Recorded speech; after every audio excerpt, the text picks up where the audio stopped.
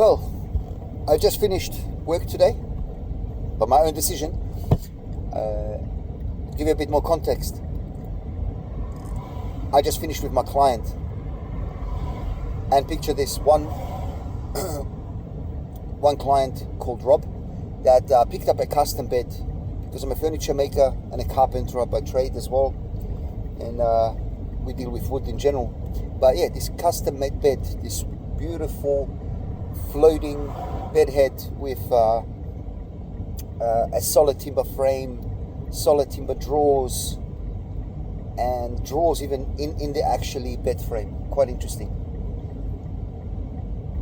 So as the client came who picked it up, it was agreed by 10 a.m. today, Sunday, to pick it up and pack it up. So we wrapped it up. As we're wrapping up, another client arrived. Now I just want to tell you how generally you should maintain your client. That's very important, because a lot of people have certain ways of thinking. You don't ever know. They're quite new. I have never met these people. And by the way, the other client called Tom and his wife, and he had a dog, or two dogs actually. So as they arrived, I just told Rob, just give me a second. I would like to just acknowledge the individuals, and this is how I normally deal, so just listen carefully. And I said, hey, hi, how are you going? And he mentioned his name, said, Goran, nice to meet you, shake hands, look at the eyes, give it a firm idea of handshake, not too hard, nice and firm, respectful. Body turned to him, that's very important as well. And I said to Tom, please, I just want to finish Mr. Rob. Have a bit of patience, and I'll be very shortly with you. And please feel free if you want to look around, smell the timber, give it a touch, whatever you like. And on top, just pointing out, I considered something to make his individuals comfortable, means his wife and the dogs. So if you have a leash for the dogs, you can just keep him outside, because we're on a big farm, nice and green, open, old school workshop.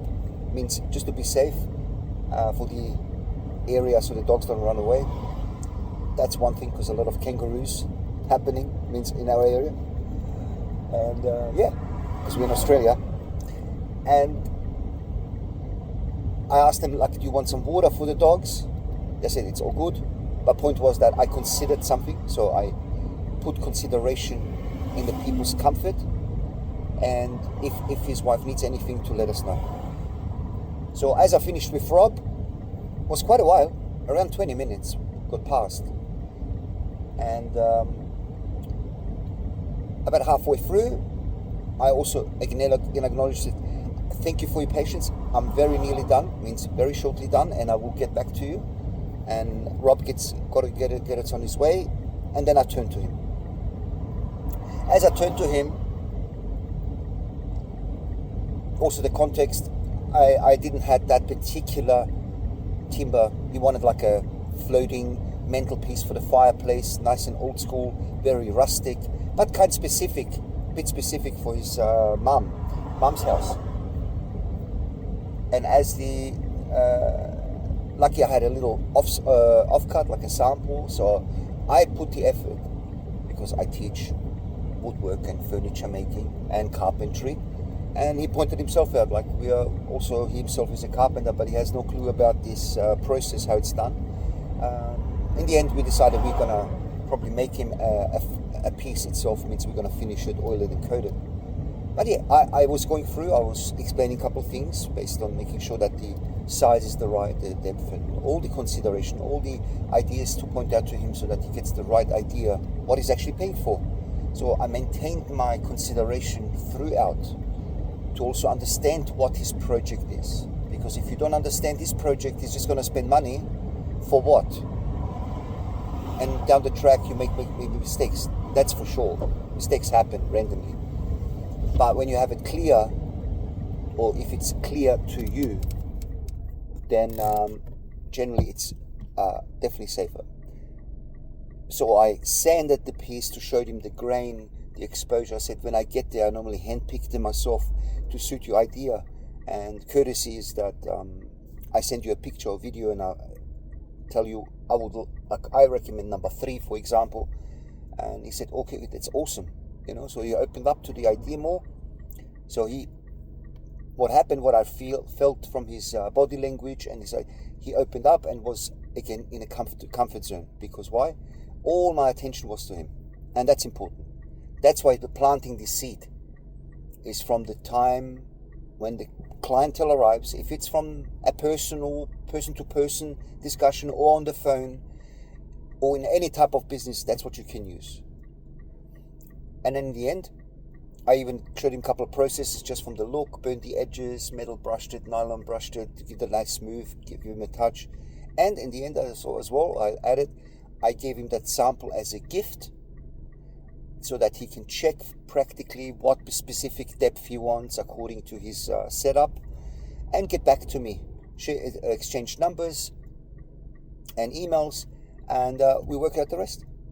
And that's how you should plant the seed. In the end of the day, that's quite an idea. So based on the planting on the seed, the importance here is that with all this, in my case, with all these timbers and the furniture making, for example, as the whole thing I did from the trees to source them out and get them all done and prep them, if it's for this client or for the other client, all what I didn't do is plant the seed to make the tree grow. But at least I would love to plant a seed in you regarding how to deal with clientele and business. That's very important.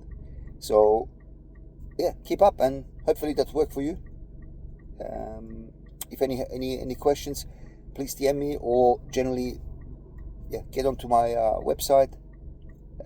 What's currently actually under work, but let me know if you need anything. I'm happy to advise and help you with any questions regarding that. Thank you.